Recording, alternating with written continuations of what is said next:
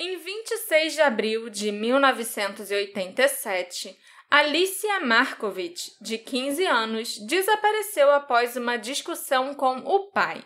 Ela teria saído de casa com raiva e nunca mais foi vista novamente. Mas será que foi isso mesmo que aconteceu?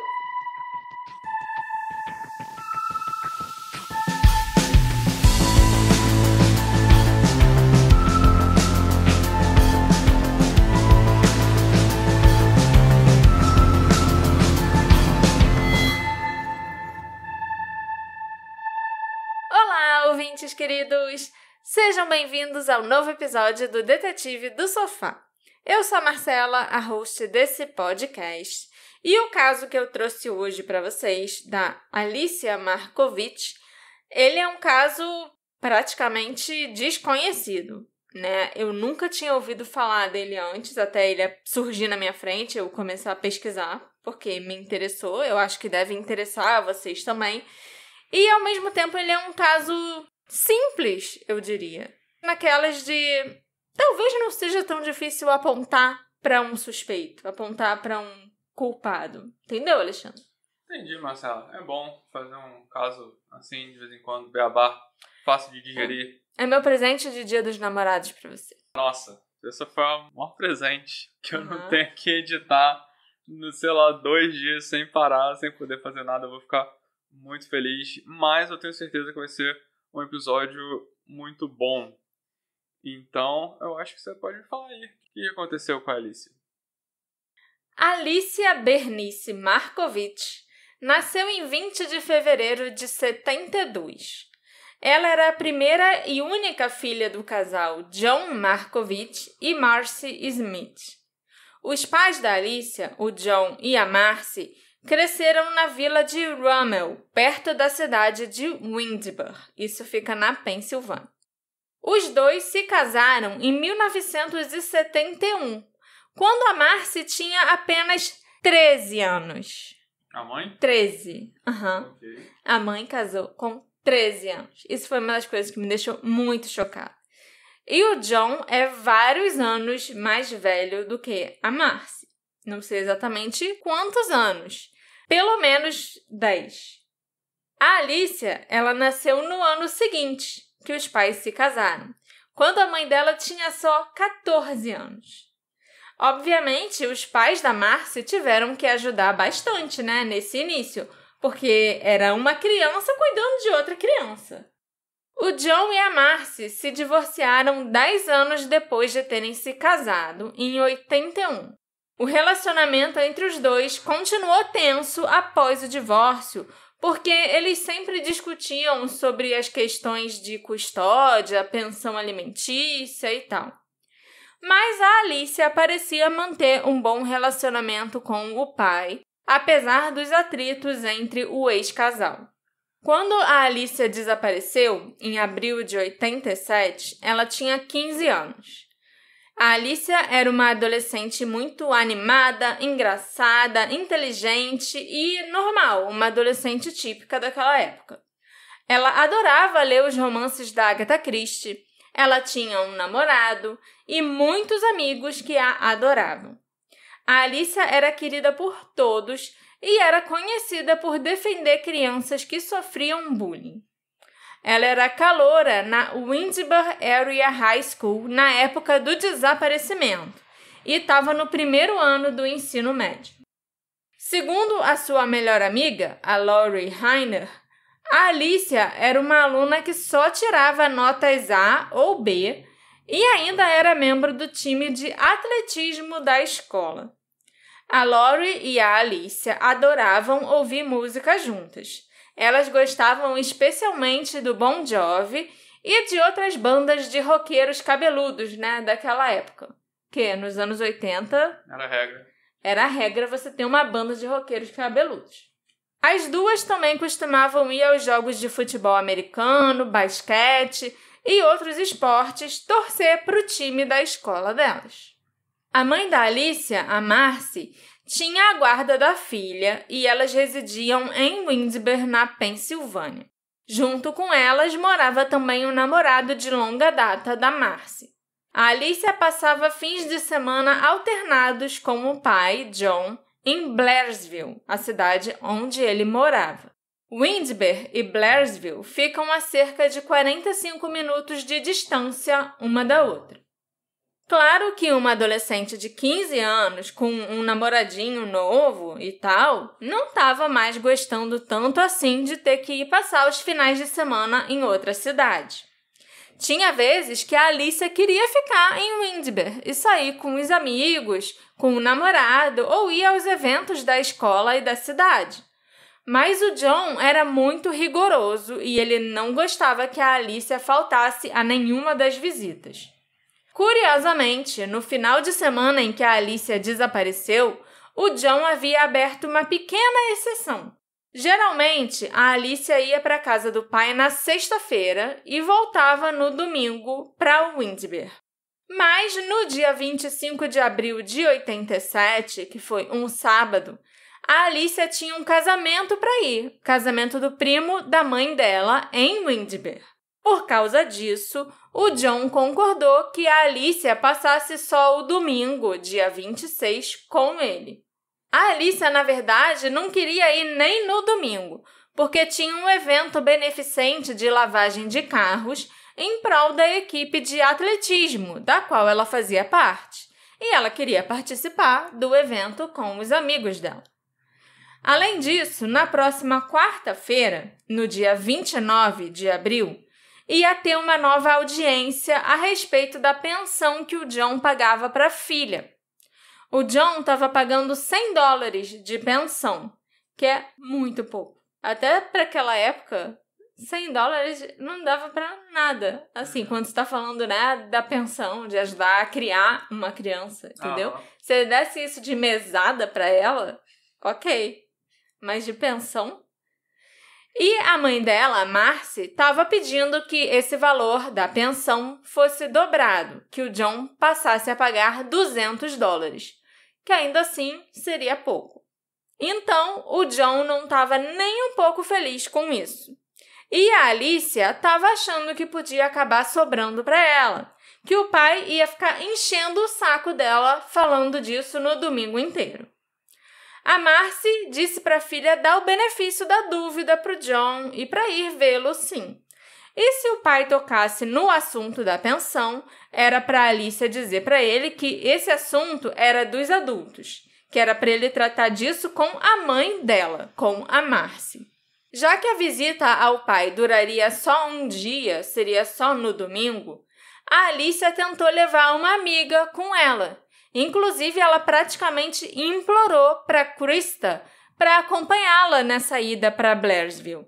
Mas a Krista não pôde ir. A Krista tinha que participar do evento beneficente lavando carros, né, para arrecadar dinheiro para o time de atletismo. Então, no domingo, 26 de abril de 87, o John buscou a Alicia em Windber, na casa da Marcy, para eles passarem o dia juntos. A Alicia saiu de casa por volta das 9h45 da manhã, depois de perguntar para a mãe como ela estava. Vestindo um top cropped branco com listras amarelas, azuis e vermelhas, calça jeans, tênis e um óculos escuro roxo, a Marcy disse à filha que ela estava linda e que a amava. Ela não tinha ideia que essa seria a última vez que ela veria sua filha Alicia novamente. O John buscou a Alicia por volta das 9h45 da manhã de domingo e pai e filha foram para a casa dele em Blairsville. Depois disso, nós só temos os relatos do John sobre o que aconteceu nas horas seguintes. Na verdade, a partir do momento que eles deixaram a casa da Marcy, né, que a Alicia entrou no carro e foi com o pai, a gente só tem os relatos do John sobre o que aconteceu. Ele afirmou que ele e a Alicia chegaram na casa dele e assistiram TV juntos. Em algum momento, porém, eles começaram a discutir sobre as notas dela, as amizades que ela possuía, o namorado e até mesmo aquela questão da pensão alimentícia. É bem estranho que ele tenha resolvido falar que, a gente começou a brigar porque eu reclamei das notas dela, sendo que ela era uma aluna que praticamente só tirava nota A.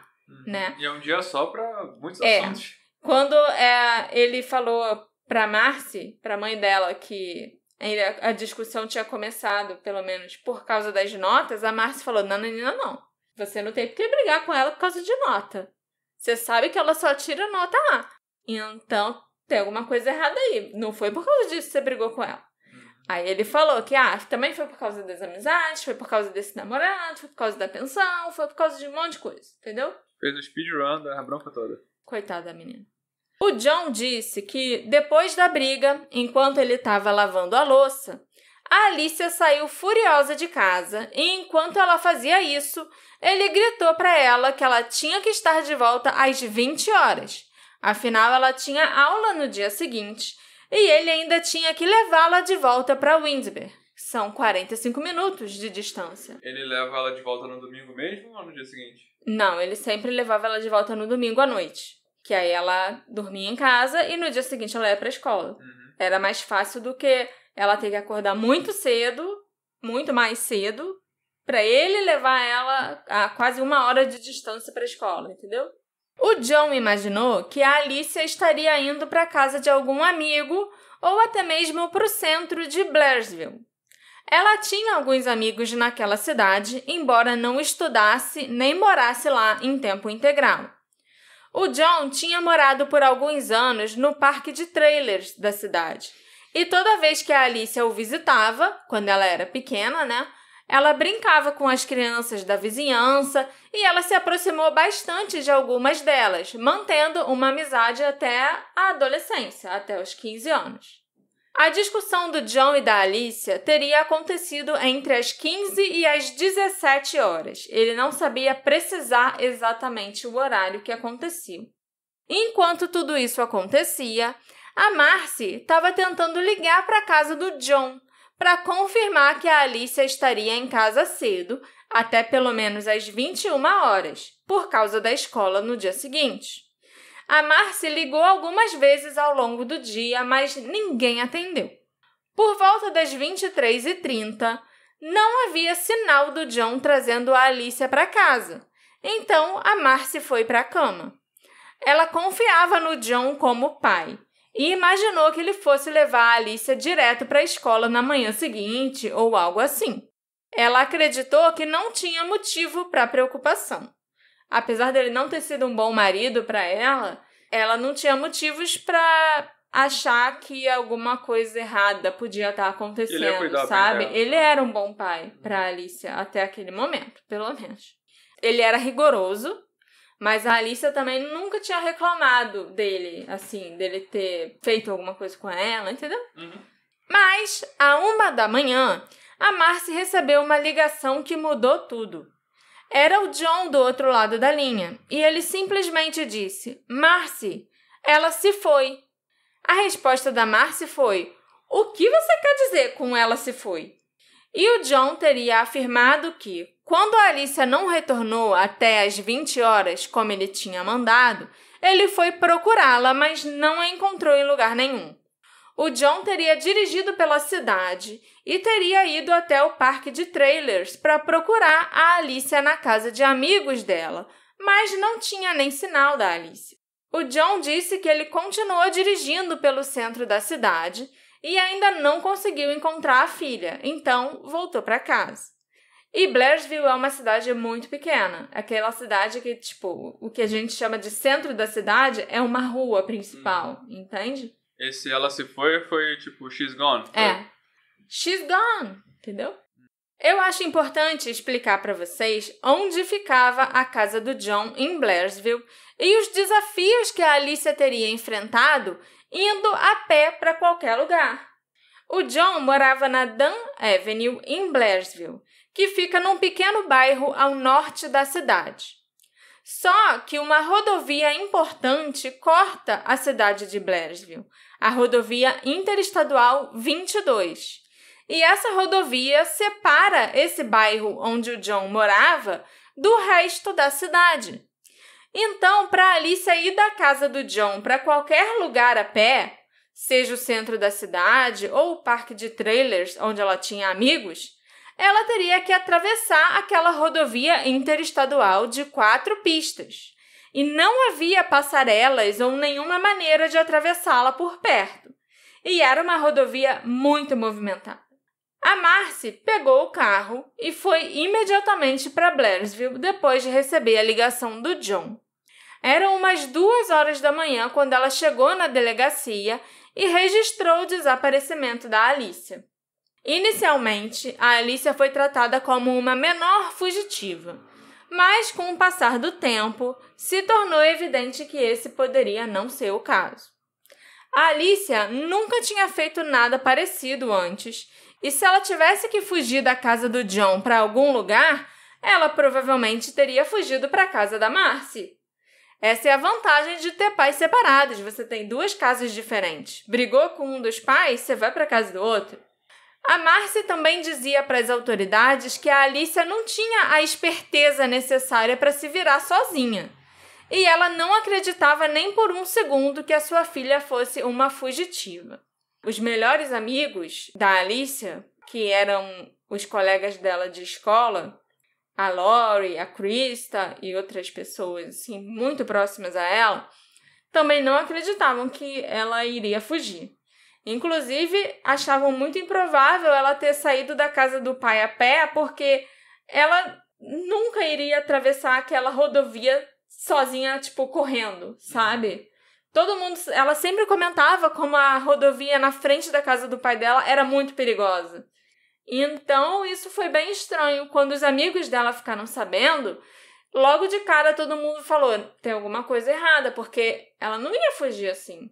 Para onde ela iria se ela não atravessasse a rodovia? E ela não ia atravessar. E eles entendeu? também achavam que ela não tinha esse street smart aí. Essa esperteza para sobreviver foragida. Sim, ela sempre foi, primeiro, muito próxima da mãe, porque as duas tinham idades meio que parecidas, né? Quando a Alicia nasceu, a mãe dela tinha 14 anos. Então, as duas sempre foram muito próximas e, melhores amigas. Entende? Então, ela não tinha segredos pra mãe. E ela também sempre foi muito super protegida pela mãe e pelos avós.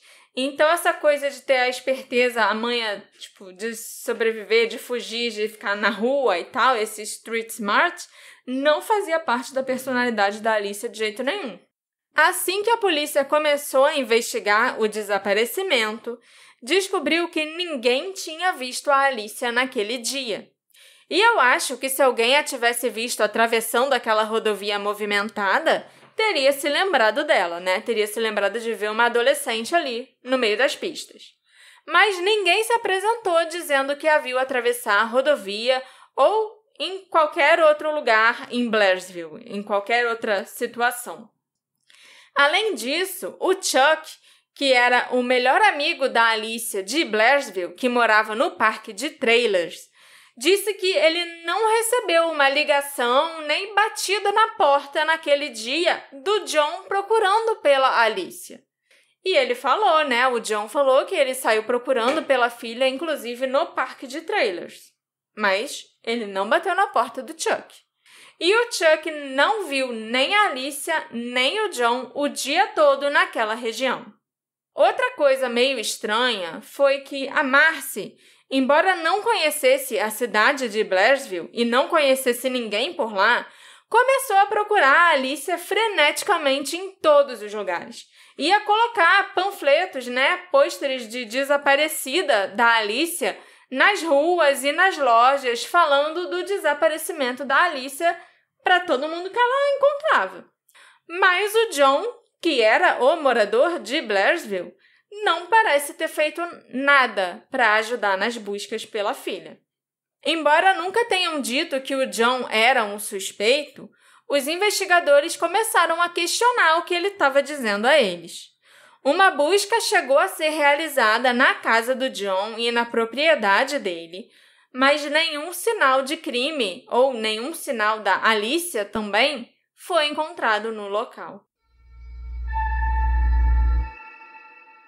1 ano e 10 dias depois do desaparecimento da Alicia, em 5 de maio de 88, o Subaru vermelho 87 do pai dela, o John Markovich, foi encontrado a 21 quilômetros de distância da casa dele, na cidade vizinha de Salzburg, no município de Loyalhanna. O John alegou que o seu veículo havia sido roubado da sua residência entre 1 e 6h50 da manhã. Ele foi encontrado completamente destruído por um incêndio na rodovia 939, em Tunnelton Road. Ele foi roubado agora, 1 ano depois. 1 ano depois, o carro foi roubado entre 1 e 6h50 da manhã, e às 7 da manhã ele foi encontrado completamente carbonizado.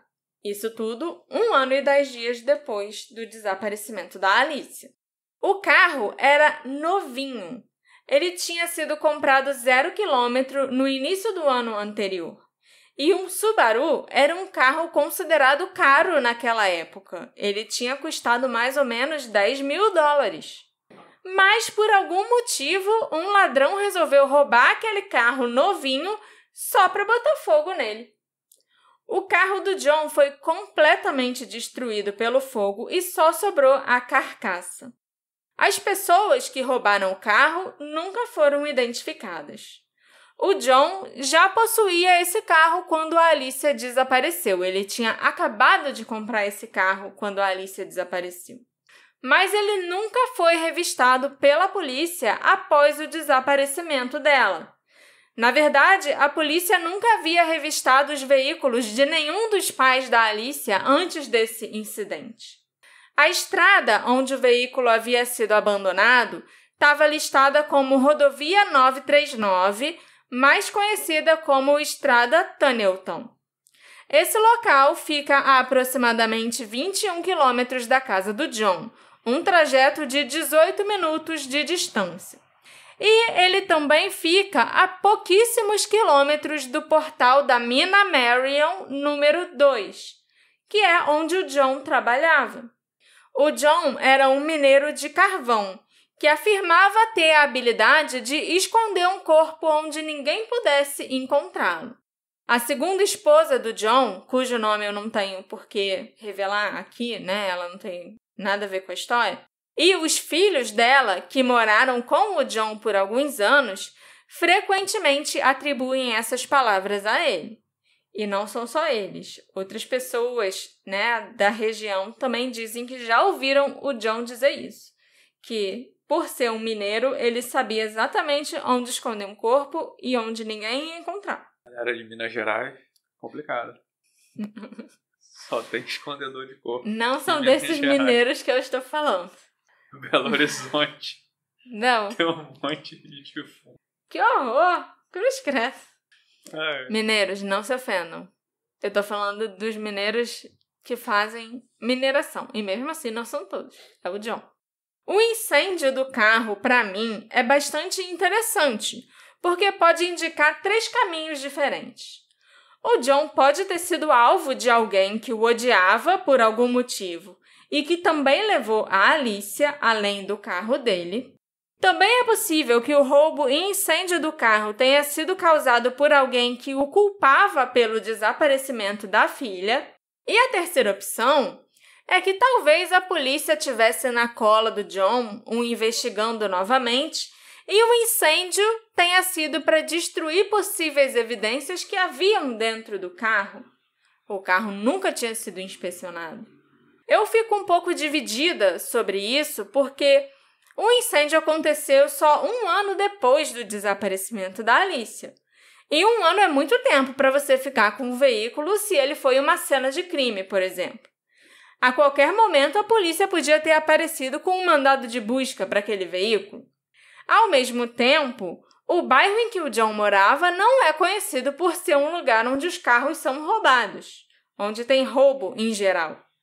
E o carro dele ficava muito bem guardado na garagem da propriedade, e a propriedade fica um pouco acima da rodovia, e não é possível ver a propriedade dele ou o que tem naquele local da estrada, por exemplo. Mas, numa cidade pequena, todo mundo devia saber que o John tinha um Subaru vermelho novinho, né? O oficial da Polícia Estadual da Pensilvânia, o Cliff Greenfield, confirmou que o incidente do carro permanece como parte do arquivo sobre o desaparecimento da Alicia. Mas os investigadores até hoje não encontraram nenhuma evidência que estabelecesse uma conexão entre o roubo e incêndio criminoso do carro do John ao desaparecimento da Alicia. E nunca vão nem encontrar, né? Porque o carro foi só um esqueleto de um carro. Sabe se ele ganhou o seguro? Eu acho que não. Eu acho que ele, assim, pelo que eu li, eu não li nada dele ter seguro ou ganhado dinheiro, nem nada com isso, não. Porque às vezes os investigadores do seguro estão mais... Assim, não me parece que o John tenha ganhado nada com isso, entendeu? Com o incêndio do carro dele. Ele pegou fogo e parece que ele ficou no prejuízo.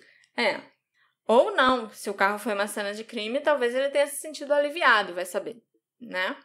Em 26 de abril de 1990, quando o desaparecimento da Alicia estava completando 3 anos, a Polícia Estadual recategorizou o desaparecimento como suspeita de homicídio.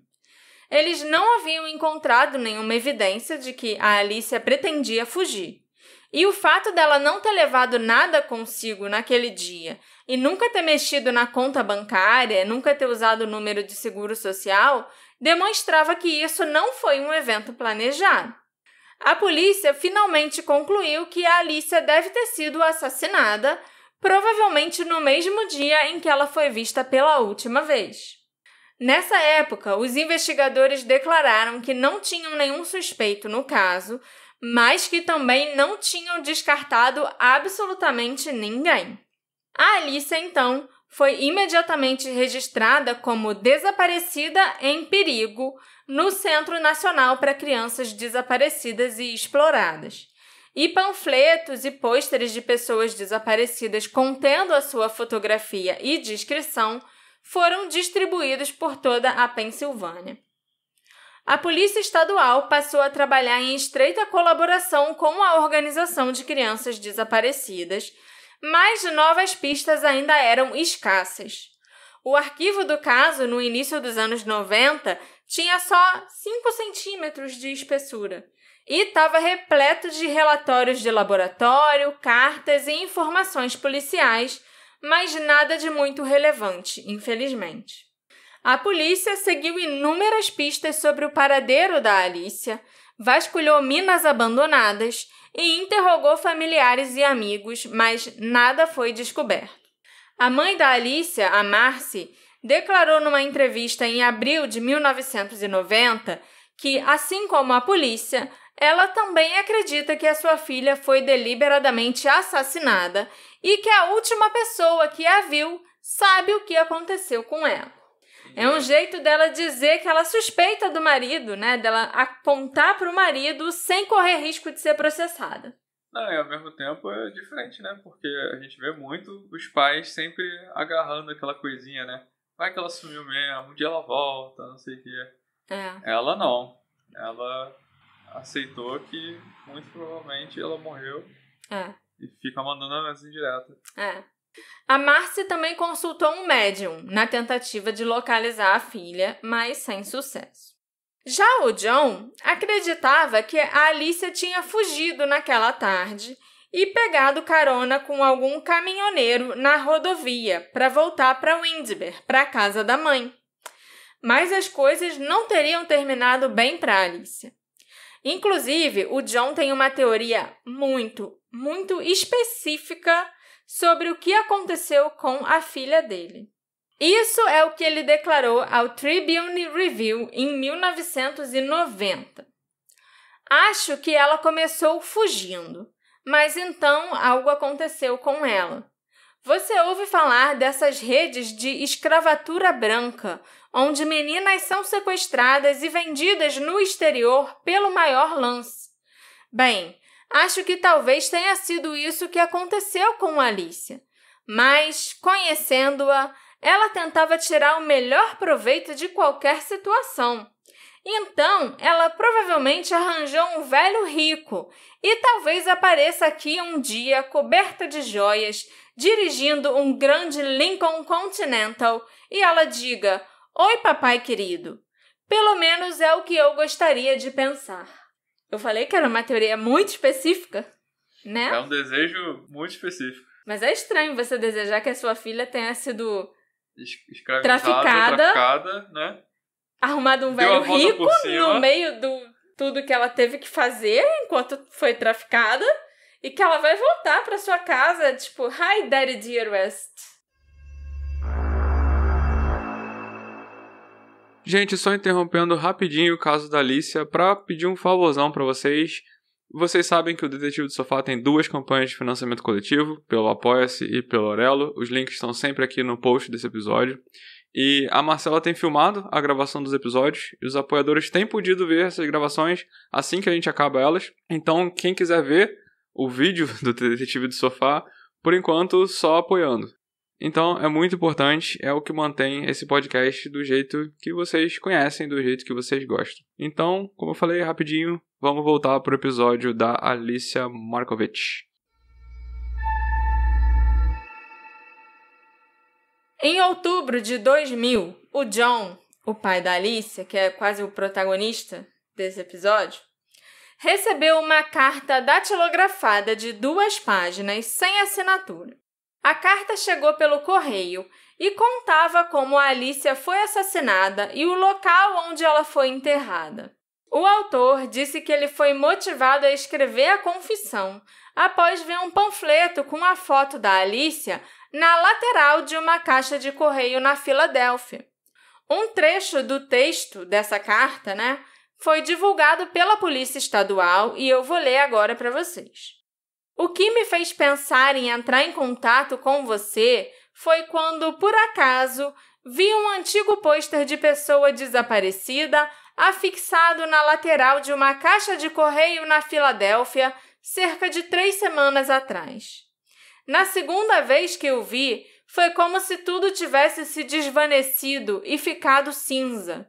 Nada pareceu real por um longo tempo. Pensei que tudo tivesse sido enterrado para sempre. Passei os últimos 13 anos apagando e bloqueando o nome Alicia Markovich da minha mente.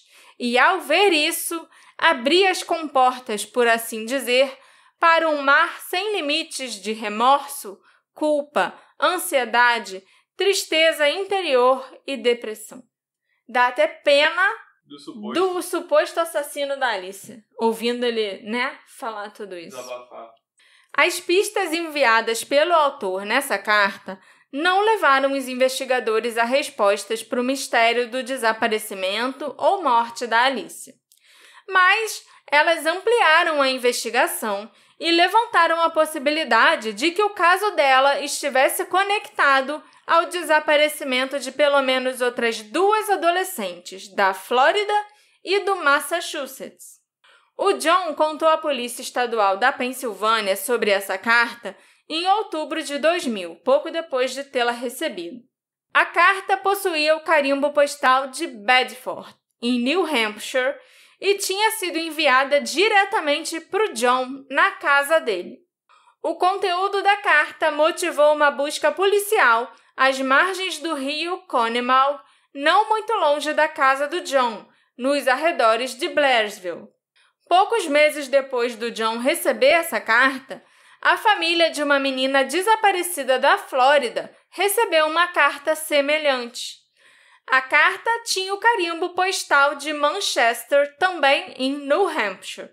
E a cidade de Manchester fica a apenas 8 quilômetros da cidade de Bedford, a origem da carta da Alicia.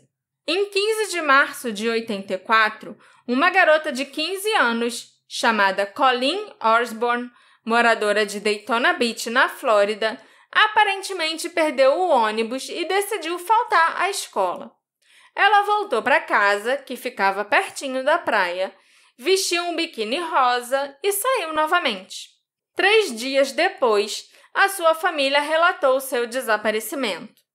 Os pais dela disseram à polícia que a Colleen já havia feito isso antes, por isso eles presumiram que ela voltaria em 1 ou 2 dias. Aí, quando isso não aconteceu, eles foram até a polícia.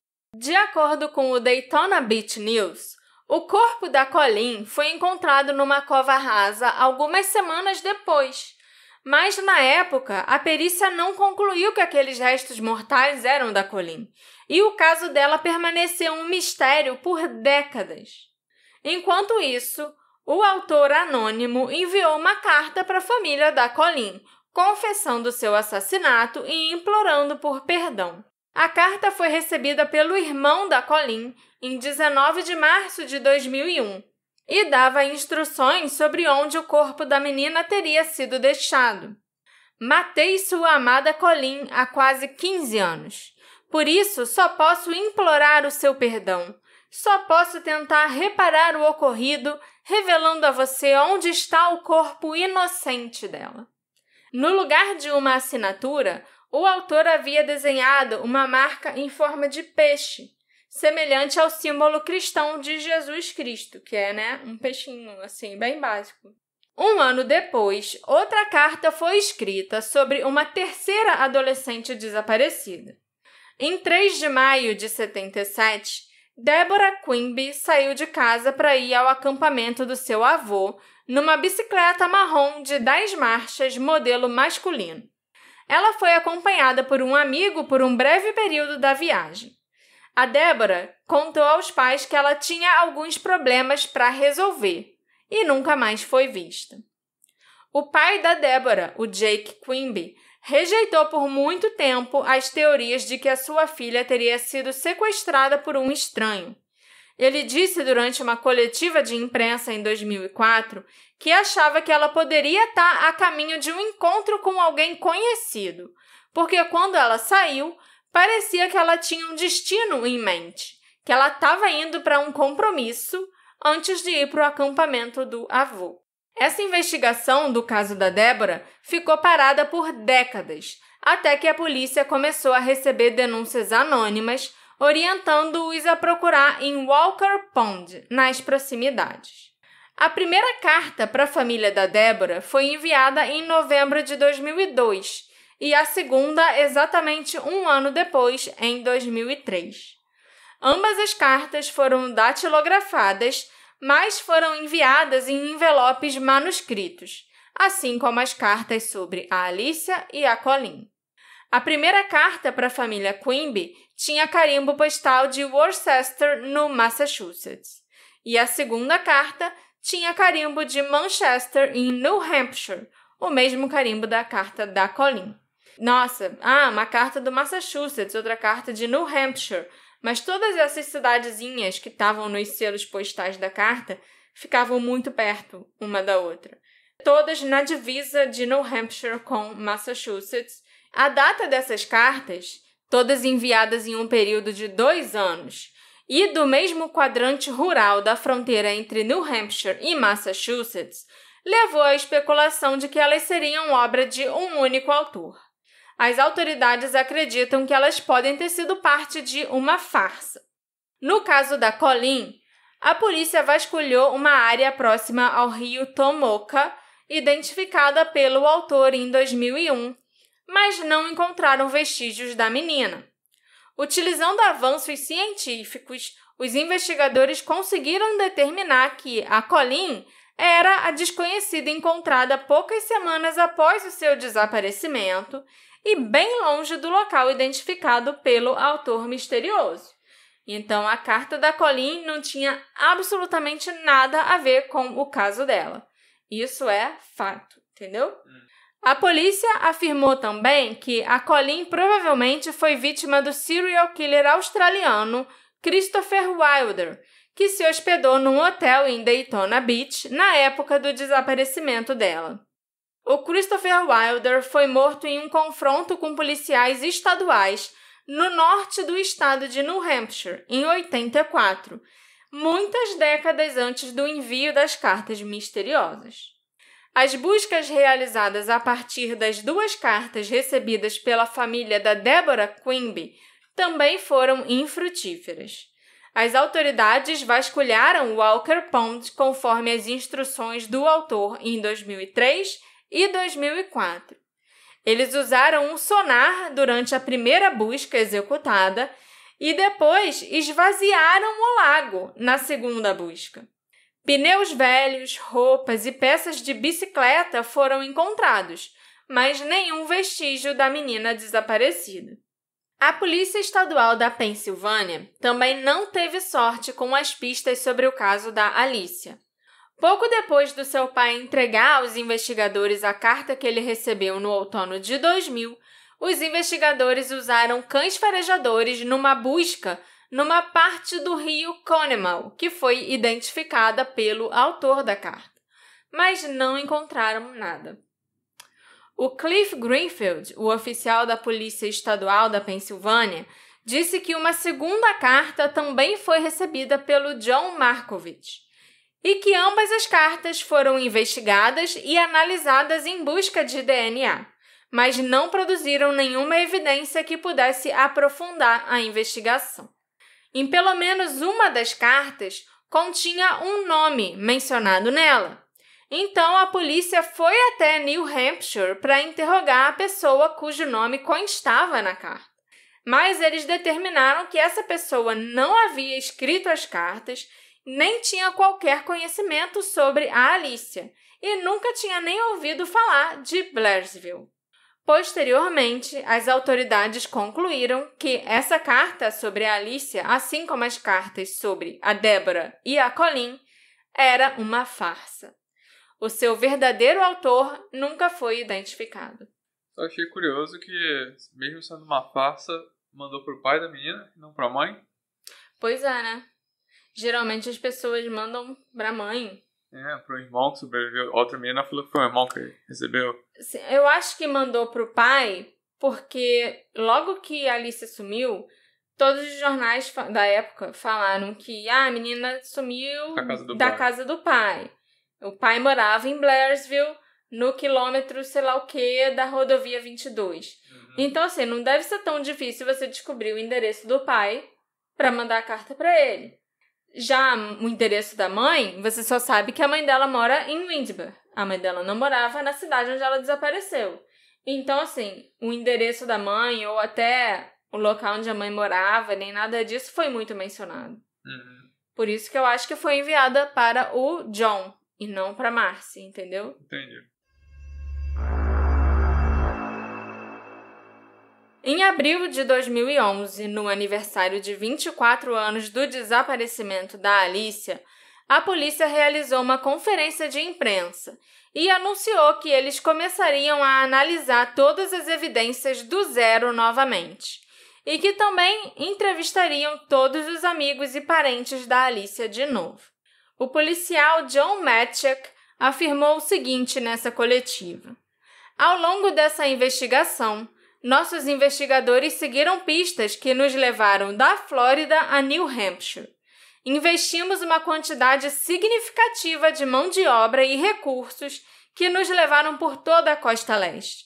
Recebemos dicas de possíveis avistamentos da Alicia em vários momentos da investigação. Nossos investigadores seguem essas dicas de forma agressiva que nunca puderam ser comprovadas. A mãe da Alicia, a Marcy, compareceu a essa coletiva de imprensa e ela entregou para os investigadores alguns dos dentes de leite da Alicia que ela havia guardado, para que a partir desses dentes pudessem extrair o DNA dela. Já o John Markovich, o pai da Alicia, não compareceu a essa coletiva sobre a sua filha, porque aparentemente ele não podia se ausentar do trabalho na mina de sal em Painesville, Ohio, onde ele passou a viver e trabalhar em 98. A nova esposa do John, a Deb Markovich, esteve no evento, mas ela nem parecia saber nada sobre o caso, né? Ele só mandou a esposa lá para, representar ele. O John atualmente mora no Ohio, como eu disse para vocês, mas ele ainda é o dono daquela propriedade em Blairsville, de onde a Alicia desapareceu. O DNA da Alicia, a partir dos dentes de leite entregues pela mãe dela, foi comparado ao de uma Jane Doe, conhecida como Penny Doe, uma mulher que foi encontrada no condado de Monroe, na Pensilvânia, em julho de 1990. Aparentemente, a Penny Doe e a Alicia tinham muitas semelhanças, mas não houve correspondência de DNA. A Alicia também foi comparada a outras 12 Jane Does sem nenhuma correspondência.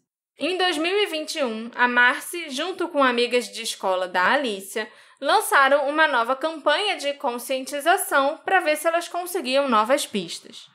Além disso, por meio de campanhas de arrecadação de fundos da comunidade e de uma página no GoFundMe, elas arrecadaram dinheiro suficiente para colocar um outdoor na rodovia 22, bem em frente à propriedade do John. Nesse outdoor tem uma foto da Alicia, de quando ela desapareceu, aos 15 anos, ao lado de uma progressão de imagem, mostrando como ela estaria aos 40 anos. Também havia um número de uma linha direta para que as pessoas dessem informações sobre o seu desaparecimento. Esse outdoor levou a várias novas pistas sobre o desaparecimento da Alicia. A Marcy disse na época que recebemos notícias constantemente, todos os dias, por e-mail ou alguém nos liga e diz: eu falei com esse cara e ele disse isso. Eu pergunto se as pessoas podem conversar e digo até que eles podem se manter anônimos. Eu nunca pensei que chegaríamos tão longe. A Marcy estava muito animada quando esse outdoor foi colocado e com os desenvolvimentos, que o caso estava tendo nessa época. Recebendo pistas e tal. Todas essas pistas foram repassadas para a polícia, é claro. Em 2023, o Crime Stoppers, que é tipo o Disque Denúncia lá dos Estados Unidos, doou uma recompensa de $5.000 por qualquer informação sobre o paradeiro ou o que tenha acontecido com a Alicia. Eles esperam que alguém se apresente com respostas sobre o desaparecimento dela. Essa recompensa está lá disponível até hoje. Não existem evidências concretas sobre o paradeiro da Alicia e do John no dia que ela desapareceu. Eu acho isso até bastante curioso, porque não existem nem provas de que eles realmente estavam em casa naquele dia. Depois que ele pegou a Alicia às 9h45 na casa da mãe, a gente não sabe o que aconteceu, a gente não sabe o que eles fizeram. O John disse que eles foram para a casa dele e assistiram TV, mas será que isso é verdade? Eu me pergunto se o pai poderia ter machucado a Alicia acidentalmente ou até mesmo matado a filha para evitar pagar mais dinheiro de pensão alimentícia.